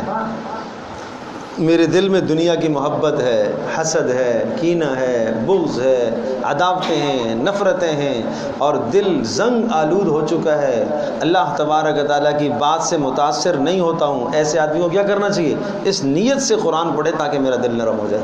دیکھو کیسے نرم ہوتا ہے۔ مجھے آپ یہ بتاؤ، عمر بن خطاب رضی اللہ تعالی عنہ، یقیناً کون نہیں واقف، آپ جانتے ہیں نا کہ رسول پاک صلی اللہ علیہ وسلم کو معاذ اللہ قتل کرنے کے ارادے سے نکلے تھے۔ دل کیسے بدلا تھا، دل کی کایا کیسے پلٹی تھی؟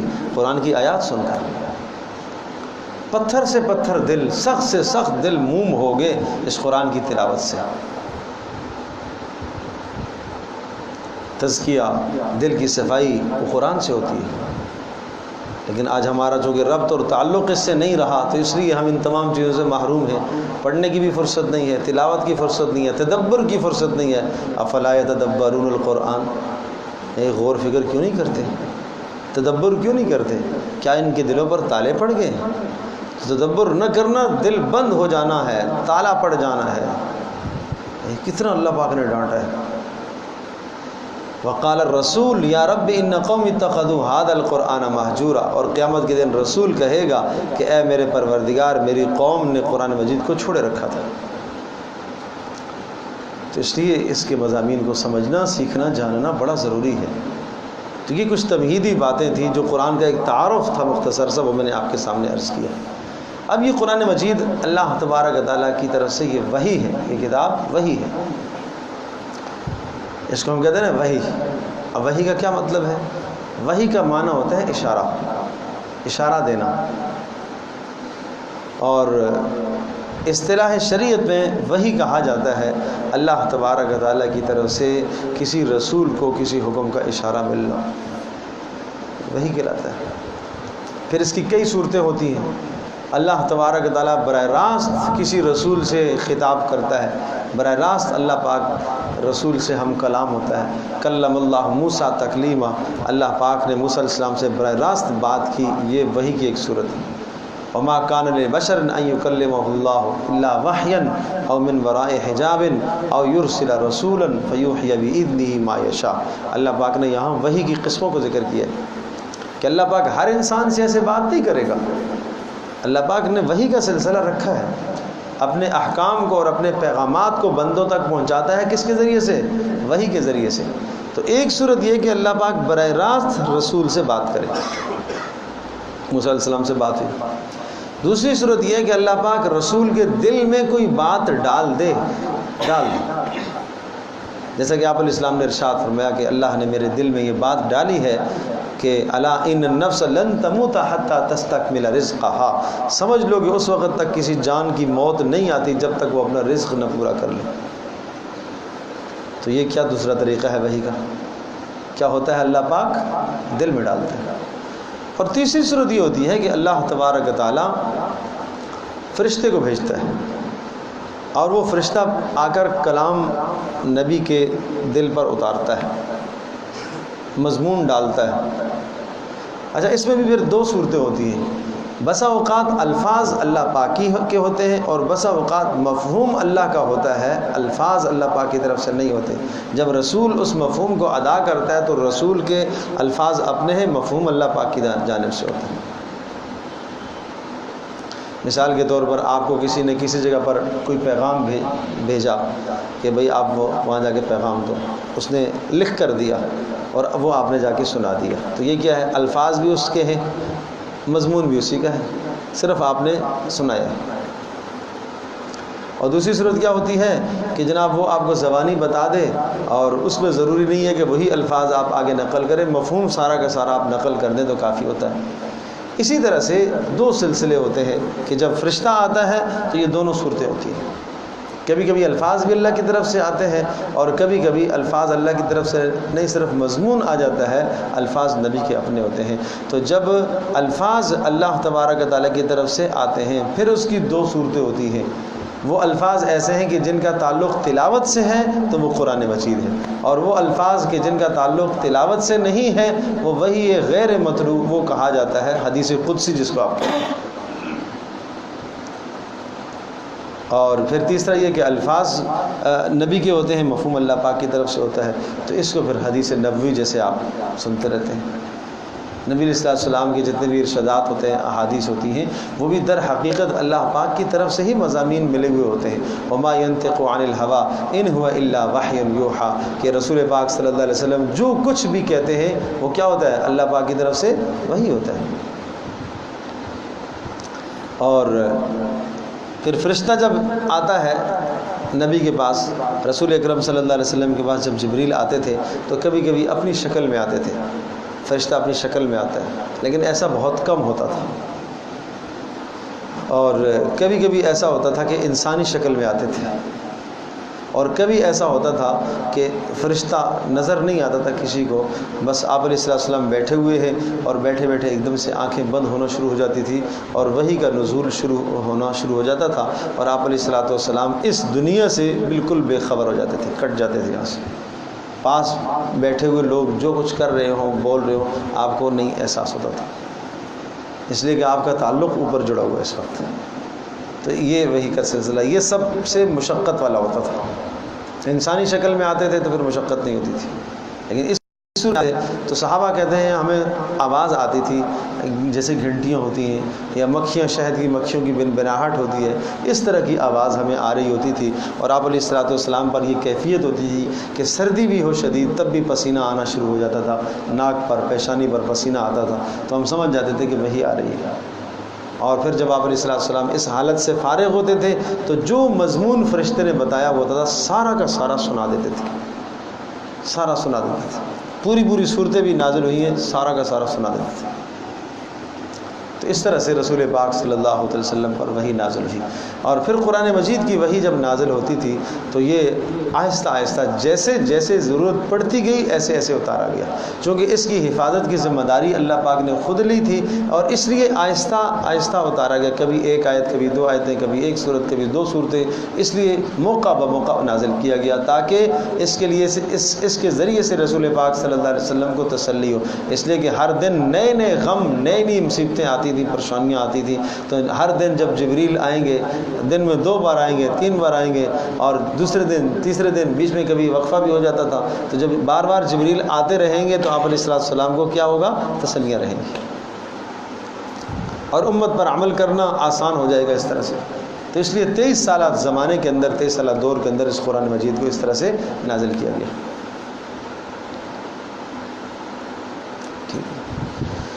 تو یہ مختصر سا تعارف تھا۔ اب ہم سورۃ الفاتحہ کو دیکھ لیتے ہیں انشاءاللہ، پھر اس کے بعد آگے چلیں گے۔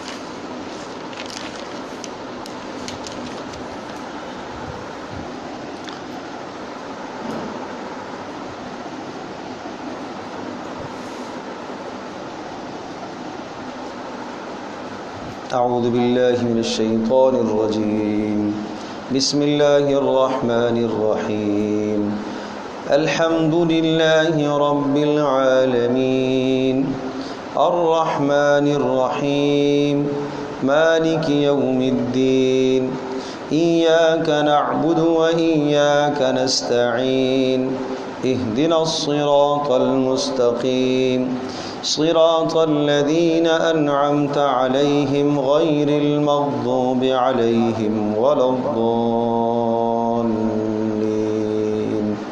آمین۔ یہ سورۃ الفاتحہ قرآن مجید کا خلاصہ کہلاتا ہے۔ دیباجۃ القرآن عبداللہ بن مسعود رضی اللہ تعالیٰ عنہ ارشاد فرماتے ہیں کہ یہ قرآن مجید کا خلاصہ ہے۔ قرآن مجید میں جو مضامین ہیں توحید ہے، اگر آپ اس کو عقائد سے تعبیر کرتے ہیں تو تب بھی ٹھیک ہے، عقائد۔ نمبر 2 احکام،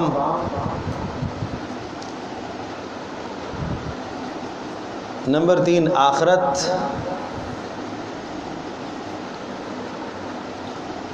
نمبر 4 سلوک، اخلاقیات،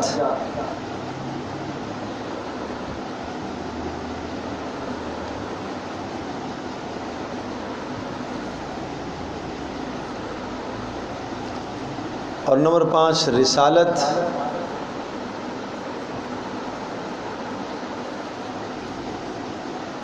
اور نمبر 6 تاریخ، گزشتہ قوموں کی تاریخ۔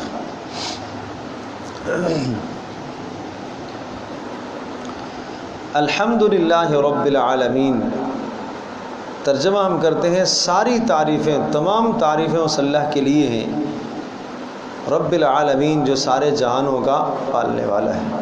الحمدللہ، ساری تعریفیں اس اللہ کے لیے ہیں جو سارے جہانوں کا پالنے والا ہے۔ آغاز اللہ پاک نے اپنی حمد سے کیا، تعریف سے کیا، کہ دنیا میں جو کچھ بھی تمہیں ملا ہے یہ سب کچھ اللہ پاک کی تعریف ہے۔ تمہارا مال، تمہاری اولادیں، تمہاری عزتیں، تمہاری جانیں، تمہارا جو کچھ بھی ہے، در حقیقت تمام کی تمام چیزوں کا خلاصہ لوٹتا ہے اللہ کی تعریف کی طرف، کہ یہ اللہ پاک ہی کا کمال ہے، یہ تمہارا کوئی کمال نہیں۔ تمہیں عقل دی ہے اللہ نے دی ہے، تو لہذا وہی تعریف کے قابل ہے۔ تمہیں مال دیا اسی نے دیا، لہذا وہی تعریف کے قابل ہے۔ تمہیں اولادیں دی اسی نے دی، لہذا وہی تعریف کے قابل ہے۔ الحمدللہ، ساری تعریفیں اس اللہ کے لیے جو سارے جہانوں کا پالنے والا ہے۔ رب کا معنی وہی بتا چکا ہوں کہ رب کہتے ہیں آہستہ آہستہ کمال تک پہنچانے والا۔ العالمین، سارے جہانوں کا پالنے والا۔ انسان ایک جہان ہے، ملائکہ ایک جہان ہے، جنات ایک جہان ہے، حیوانات ایک جہان ہے، جمادات ایک جہان ہے۔ علامہ قرطبی رحمۃ اللہ نے لکھا ہے کہ اس طرح کے 18,000 جہان ہیں کائنات میں، 18,000۔ ان سب کا رب اللہ ہے، ان سب کا رب اللہ ہے۔ ہمیں تو تھوڑے سے نظر آ رہے ہیں، ہمیں تو ایک انسانوں کا جہان دکھ رہا ہے، حیوانوں کا جہان ہے، ملائکہ کا جہان ہم سمجھے، اور جنات کا جہان ہم سمجھے، نباتات کا جہان ہے ایک، اور جمادات کا ایک جہان ہے، اس طرح کے 18,000 اور نہ جانے اور کتنے جہان ہیں، ان سب جہانوں کا، ان سب کائناتوں کا، ان سب مخلوقات کا پالنے والا اللہ ہے۔ تو رب کا معنی پالنے والا، اور لفظ اللہ وہ نام ہے کہ جس میں اللہ تبارک و تعالیٰ کی تمام صفات آ جاتی ہیں، ایسا جامع نام ہے لفظ اللہ، یعنی خالق کا معنی بھی اس میں موجود، رب کا معنی بھی اس میں موجود، رحمان کا بھی موجود، رحیم کا بھی موجود، غفار، قہار، وہاب، رزاق، فتاح، علیم، قابض، باسط، خافض، رافع، معز، مذل، سمیع، بصیر، حکم، عدل، یہ سارے کے سارے جو اللہ پاک کے نام ہیں نا، وَلِلَّهِ الْأَسْمَاءُ الْحُسْنَى، اللہ کے بڑے خوبصورت نام ہیں، ان سب ناموں کا خلاصہ اگر کہیں تو کہاں ہے؟ بولو، لفظ اللہ۔ تو اس لیے یہاں شروع میں لفظ اللہ استعمال فرمایا، رب العالمین، جو سارے جہانوں کا پالنے والا ہے۔ علامہ راضی رحمۃ اللہ علیہ نے ایک جگہ پر قصہ لکھا، واقعہ لکھا، دیکھو رب پالنے والا، نگہداشت کرنے والا، حفاظت کرنے والا، پیدا کر کے آزاد نہیں چھوڑ دیا بلکہ اس کی نگہداشت کا سلسلہ قائم فرمایا، اس کی روزی کا بندوبست فرمایا ہے۔ ذنون مصری رحمۃ اللہ علیہ کے متعلق ایک قصہ ذکر فرمایا۔ ذنون مصری فرماتے ہیں کہ میں ایک مرتبہ ایک دریا کے کنارے تھا، میں نے دیکھا کہ ایک بچھو جو ہے جھاڑیوں سے نکلا ہے اور بالکل دریا کے کنارے پر دیکھ رہا ہوں اس کو، تو ایک کچھوا آیا اور اس کے اوپر یہ بچھو سوار ہو گیا، تو وہ کچھوا اس کو لے کے چل رہا ہے، دریا پار کیا۔ تو کہنے لگے میں نے بھی وہاں کشتی لی اور میں بھی دیکھنے لگا کہ یہ دیکھو کیا کریں گے، کہاں جائیں گے، یہ کسی بڑے معرکے کے لیے جا رہے ہیں۔ تو کہا کہ جب کچھوا دریا کے اس پار پہنچا تو وہاں رکا تو بچھو چھلانگ لگا کے اترا اور پھر وہ جھاڑیوں کی طرف چلنے لگا۔ کہتے ہیں میں بھی اس کے پیچھے چلتا گیا، تو دیکھا تو آگے جھاڑیوں کے اندر جنگل میں ایک آدمی سو رہا ہے۔ تو جب میں نے اس کو سوتا دیکھا تو میں نے کہا یہ اس کی کسی کو کاٹنے آیا ہے، ڈنک مارے گا اس کو۔ تو کہنے لگے جب میں قریب پہنچا تو دیکھا تو ایک بڑا سانپ جو ہے اس آدمی کے منہ پر یوں پھن پھیلائے بیٹھا ہے، بس دیر ہے ذرا سی کہ وہ ڈنک مارے اور آدمی مر جائے، پتہ نہیں کیا حال ہوگا اس کا۔ تو یہ بچھو دوڑتے گیا، سیدھا جا کے اس سانپ کو اس نے ایسا ڈھسا اور ایسا زہریلا کہ جیسے ہی سانپ نے اس کو ڈھسا، اس بچھو نے سانپ کو ڈھسا، وہ سانپ مر گیا۔ تو جب سانپ تڑپنے لگا تو اس کی آواز سے، آہٹ سے، پتوں پر جو آواز پیدا ہوئی اس آواز سے یہ آدمی بیدار ہوا۔ تو بیدار ہوا تو اس کے سامنے ایک دم اس کی نظر بچھو پر پڑی، اس کو مارنے لگا۔ کہا صبر کرو، اس کو نہیں مارو، یہ تمہارا محافظ ہے، کہاں سے آیا؟ تو سانپ تو مر گیا اور پھر وہ بچھو وہاں سے واپس آیا، اسی جگہ پر وہ کچھوا اس کا انتظار کر رہا تھا، اس کی پیٹھ پر پھر سوار ہوا اور پھر واپس اس نے وہیں آ کے چھوڑا جہاں سے اس نے اس کو اٹھایا تھا۔ تو میں سمجھا کہ رب العالمین، رب کا مطلب یہ ہوتا ہے کہ انسان کی نگہداشت کرنے والا، حفاظت کرنے والا، رب تو رب ہے، اللہ اکبر۔ تو سارے جہانوں کا پالنے والا، موذی جانوروں سے، موذیوں سے ایک انسان کی حفاظت کراتا ہے۔ اللہ تو قادر مطلق ہے، خیر سے شر نکال دے اللہ قادر ہے، اور شر سے خیر نکال دے اللہ قادر ہے۔ رب جو ہوا، کبھی کبھی سوچا کرو نا، زمین کیچڑ، گندگی، ناپاک جگہ، کتنے خوبصورت وہاں سے کبھی پودے نکلتے ہیں، سبحان اللہ، کیسے خوبصورت پھل نکلتے ہیں، کیسے خوبصورت پودے نکلتے ہیں۔ یہ کوئی ذات تو ہے نا کہ اس شر سے خیر نکالتا ہے۔ تاریکی رات کی تاریکی ہے، اندھیری چھائی ہوئی ہے، اس اندھیری سے اس نے روشنی کو نکالا ہے۔ کوئی رب تو ہے، کوئی خالق ہے ایسا، اللہ اکبر۔ دن کا اجالا چھایا ہوا ہے، تاریکی لا کر تو دکھاؤ. قل ارأیتم ان جعل اللہ علیکم النہار سرمدا الی یوم القیامہ من الہ غیر اللہ یأتیکم بلیل تسکنون فیہ. اگر ہم دن کو روک دیں تو کون ہے جو تمہارے لیے رات لے کر آئے؟ اگر ہم رات کو روک دیں کون ہے جو تمہارے لیے دن لے کر آئے؟ اللہ اکبر. امن خلق السماوات والارض وانزل لکم من السماء ماء. بتاؤ کون ہے جس نے آسمانوں کو پیدا کیا؟ کون ہے جس نے آسمانوں سے پانی کو برسایا؟ اور کون ہے جس نے تمہارے لیے نباتات اور غلوں کو اگایا؟ ما کان لکم ان تنبتوا شجرہا. تم تو ایک درخت بھی اگانے کی صلاحیت نہیں رکھتے ہو، ایک پتا بنانے کی صلاحیت نہیں رکھتے ہو. یہ رب ہے، رب العالمین، سارے جہانوں کا پالنے والا ہے. الرحمن بڑا مہربان ہے، الرحیم نہایت رحم کرنے والا ہے. الرحمن کا ترجمہ ہم کرتے ہیں بے حد مہربان، الرحیم کا ترجمہ کرتے ہیں نہایت رحم کرنے والا.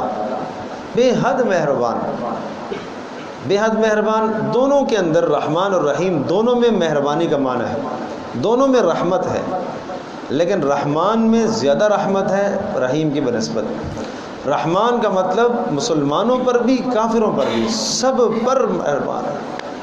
اور دنیا کے اندر اللہ کی رحمت اور اللہ کی مہربانی مسلمانوں پر ہے، کافروں پر بھی ہے. اور کافروں پر کیسے ہے کہ کافر اس دنیا کے اندر نافرمانیاں کرتے ہیں لیکن اس کے باوجود بھی اللہ پاک انہیں عذاب نہیں دے رہا. یہ کیا ہے؟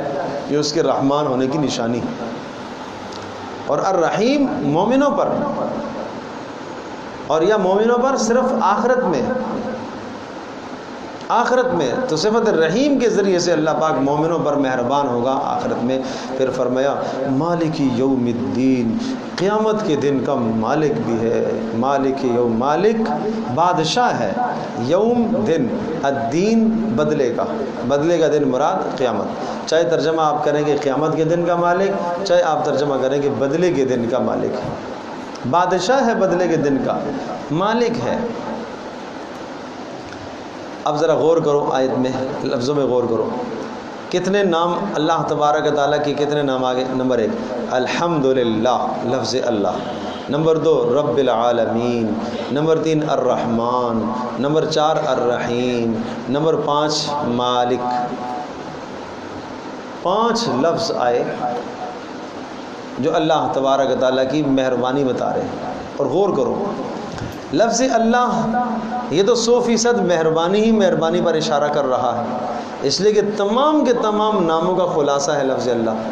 رب بھی مہربانی بتا رہا، رحمان بھی سراپا مہربان ہے، رحیم بھی مہربانی بتا رہا. تو لفظ اللہ بھی مہربانی پر دلالت کرتا ہے، رب بھی، رحمان بھی، رحیم بھی. 4 الفاظ آئے جو اللہ کی مہربانی پر دلالت کر رہے ہیں.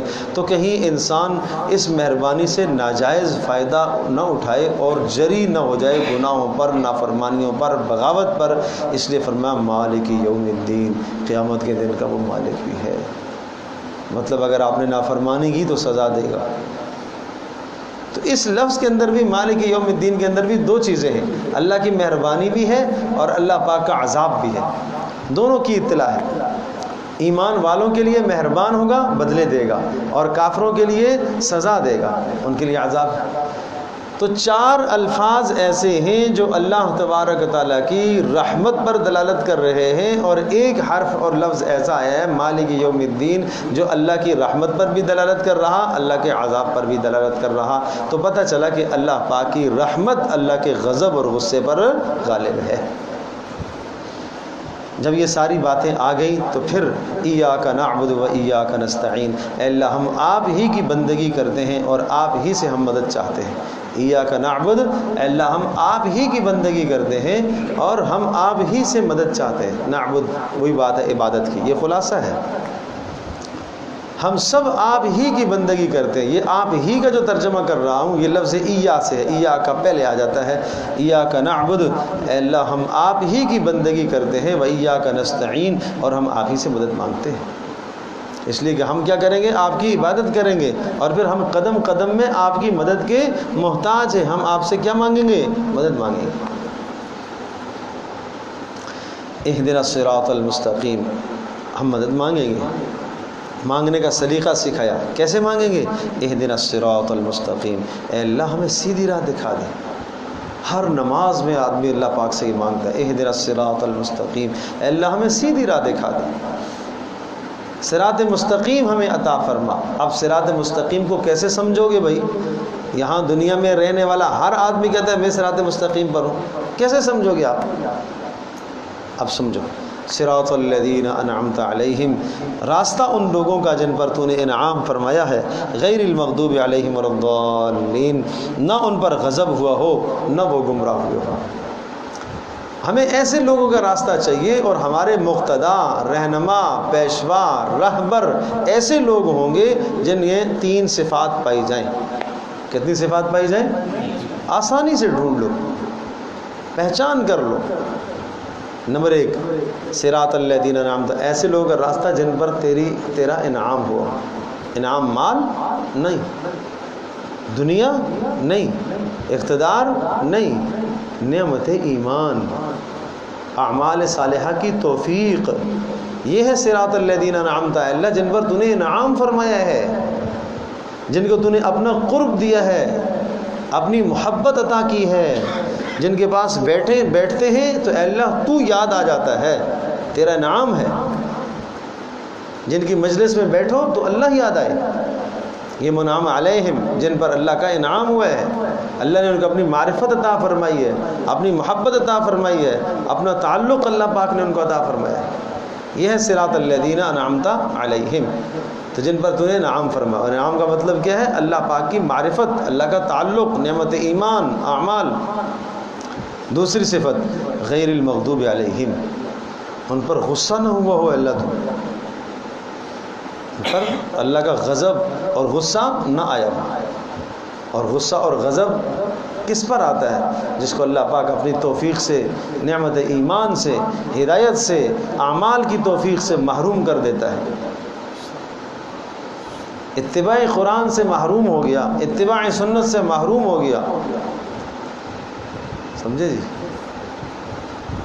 اور جانتے بوجھتے ہوئے اگر پیچھے چلا جاتا ہے، نہیں سنتا، نہیں مانتا، تو اس پر اللہ کا غضب ہی ہے نا. ولا الضالین، اور وہ گمراہ بھی نہ ہوئے ہوں، ہمیں گمراہوں کا راستہ بھی نہیں چاہیے. تو 3 خوبیاں، 3 صفات.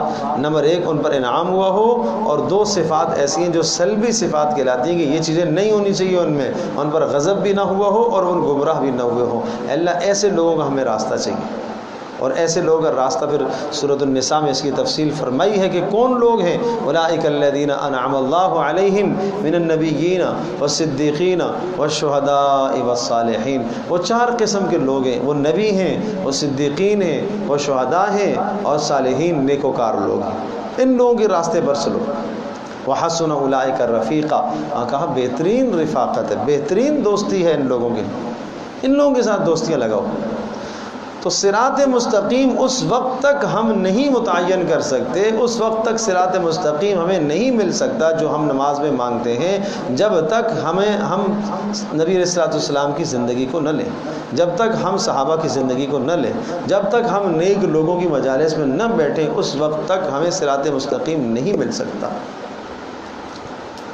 صحبت صالحین، چلو نبی تو اب نہیں ہے، دنیا سے رخصت ہوگی، اب نبیوں نے نہیں آنا، نبوت کا سلسلہ ختم ہے، بند ہے. اور صدیقین اور شہداء اور صالحین، صدیق جس نے نبوت کی سب سے پہلے تصدیق کی ہو، اور کئی معنی لکھے ہیں، اور بھی مفسرین نے اپنے جگہ پر آئے گا تو وہاں ذکر کروں گا.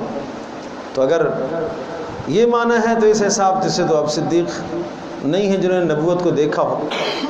لیکن بعض لوگوں نے صدیق کا معنی یہ بھی لکھا ہے کہ جس نے بغیر کسی دلیل کے نبی کی بات کو مان لیا. تو قیامت تک بھی آتے رہیں گے ایسے لوگ جس کے سامنے اسلام پیش کیا گیا ہو، دین کی بات پیش کی جائے، نبی کی سنت پیش کی جائے، وہ اس میں عقل نہ تلاش کرے، بغیر چوں چراں کیے اس کو تسلیم کرے. شہداء، اللہ کے راستے میں جانوں کے نذرانوں کو پیش کرنے والے لوگ. صالحین نیکوکار، اتقوا اللہ وکونوا مع الصادقین، اللہ نے ارشاد فرمایا کہ تقوی اختیار کرو اور صادقین اور نیکوکاروں کے ساتھ رہو، سچوں کے ساتھ رہا کرو۔ تو پتہ چلا کہ نیکوکار قیامت تک موجود رہیں گے، اللہ کا کلام قیامت تک ہے تو نیکوکار بھی قیامت تک ہیں، اس لیے کہ اللہ نے قرآن میں یہ بات ذکر فرمائی ہے نا، کونوا مع الصادقین، نیکوکاروں کے ساتھ رہو۔ تو اس لیے اس وقت تک ہم ہدایت سیدھا راستہ متعین نہیں کر سکتے جب تک نیکوکاروں کا راستہ ہمیں نہ ملے۔ اور یہ یاد رکھیے گا، ہدایت یہ کتاب آئی ہی ہدایت کے لیے، رہنمائی کے لیے، سیدھی راہ دکھاتی ہے۔ تو ہدایت اس وقت تک آپ کے پاس مال ہے، آپ کے پاس اولاد ہے، آپ کے پاس کاروبار ہے، آپ کے پاس گھر بار ہے، یہ ساری کی ساری چیزیں نعمتیں ہیں، لیکن اگر آپ کے پاس ہدایت نہیں ہے تو ان میں سے کوئی شے نعمت نہیں بن سکتی۔ مال نعمت ہے نا، لیکن اگر ہدایت ہے کہ اس کو میں کیسے خرچ کروں، کیسے نہ خرچ کروں، کہاں خرچ کروں گا تو اللہ ناراض ہوگا، کہاں خرچ کروں گا تو اللہ راضی ہوتا ہے، یہ بات نہیں پتہ تو مال اس کے لیے نعمت نہیں بنی۔ یعنی ہدایت نہیں ہے تو مال اس کے لیے نعمت نہیں ہے، زحمت ہو گیا۔ ایسے ہی اولاد کی نعمت ہے، اولاد تو ہے، لیکن اگر اس کے پاس ہدایت نہیں ہے کہ اولادوں کی تربیت مجھے کیسے کرنی ہے، تو اب یہ سمجھو کہ اولاد تو موجود ہے لیکن اب یہ اولاد اس کے لیے نعمت نہیں ہے، یہ زحمت بن سکتی ہے، یہ عذاب کا ذریعہ بن سکتی ہے۔ نعمت پر عذاب تو نہیں آتا، یہ تو عذاب کا ذریعہ بن گئی، یہ تو فتنہ بن گئی۔ ایسے ہی مال، ایسے ہی مکان، ایسے ہی سواری، ایسی دنیا کی ہر نعمت اس وقت نعمت بنتی ہے، ہر شے نعمت جب بنتی ہے جب نعمت ہدایت موجود ہو۔ اگر نعمت ہدایت سے انسان محروم ہے تو کائنات کی پھر کوئی شے اس کے لیے نعمت نہیں ہے، وہ زحمت ہے۔ وہ کافروں کو جو کچھ ملا ہوا ہے، مال و دولت، دنیا کا سامان، متاع، یہ نعمتیں نہیں ہیں، یہ ڈھیل ہے، ان کو یہ ڈھیل ہے۔ فلا یغررک تقلبہم فی البلاد، فرمایا کافر دنیا میں پلٹ رہے ہیں اور جناب دوڑ رہے ہیں، بھاگ رہے ہیں اور عیاشی کر رہے ہیں، اور پھر بھی اللہ پاک کی طرف سے کوئی عذاب کا فیصلہ نہیں ہوتا نہ۔ آپ پریشان نہ ہو، آپ پریشان نہ ہو، یہ ڈھیل ہے، اللہ پاک انہیں ڈھیل دے رہا ہے۔ اللہ اکبر۔ تو اس لیے نعمت ہدایت ہم ہر نماز میں مانگتے ہیں، اہدنا الصراط المستقیم، اے اللہ میں سیدھی راہ دکھا۔ ہم تو ہدایت پر ہیں، ہم مسلمان ہیں، ہم نماز پڑھتے ہیں، زکوٰۃ دیتے ہیں اور حج عمرے کرتے ہیں، ہمیں کیا ہدایت کی ضرورت ہے؟ نہیں، ہم میں سے ہر آدمی کو ہدایت کی ضرورت ہے۔ اس لیے رسول پاک صلی اللہ علیہ وسلم مانگتے تھے، اللہم انی اسألک الہدی والتقی والعفاف والغنی، اے اللہ میں آپ سے ہدایت کا سوال کرتا ہوں۔ کس کا سوال کرتا ہوں؟ ہدایت کا۔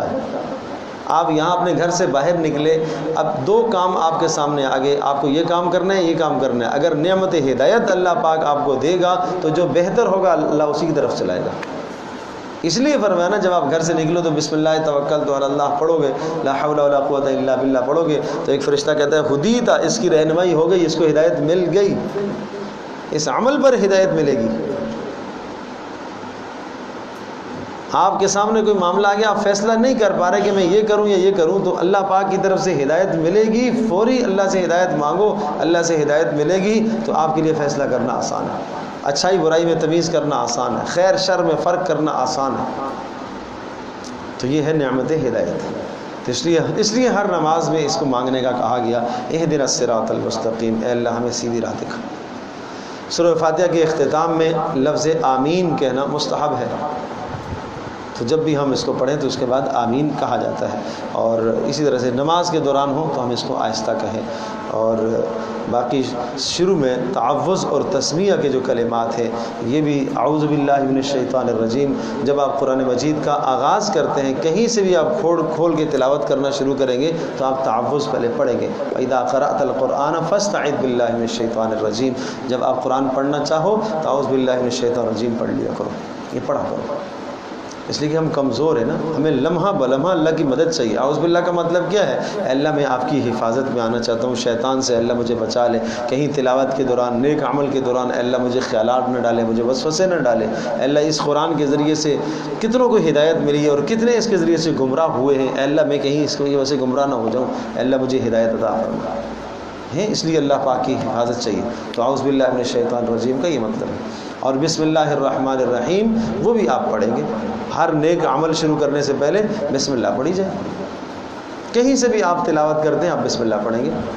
ہاں سورہ توبہ کے آغاز میں بسم اللہ الرحمن الرحیم نہیں ہے، اگر آپ نے سورہ انفال ختم کی اور اس کے بعد فوری سورہ توبہ شروع کرنی ہے تو اب آپ نے بسم اللہ نہیں پڑھنی، لیکن اگر سورہ توبہ کہیں بیچ سے آپ نے تلاوت کرنی ہے تو پھر آپ نے بسم اللہ پڑھنی ہے، اسی وقت آپ نے شروع کرنی ہے سورہ توبہ کی تلاوت، اسی وقت سے آپ نے شروع کرنی ہے تو اعوذ باللہ بھی پڑھیں گے، بسم اللہ بھی پڑھیں گے۔ سورہ توبہ کے آغاز میں بسم اللہ اس وقت نہیں پڑھنی جب آپ پیچھے سے تلاوت کرتے چلے آ رہے ہیں۔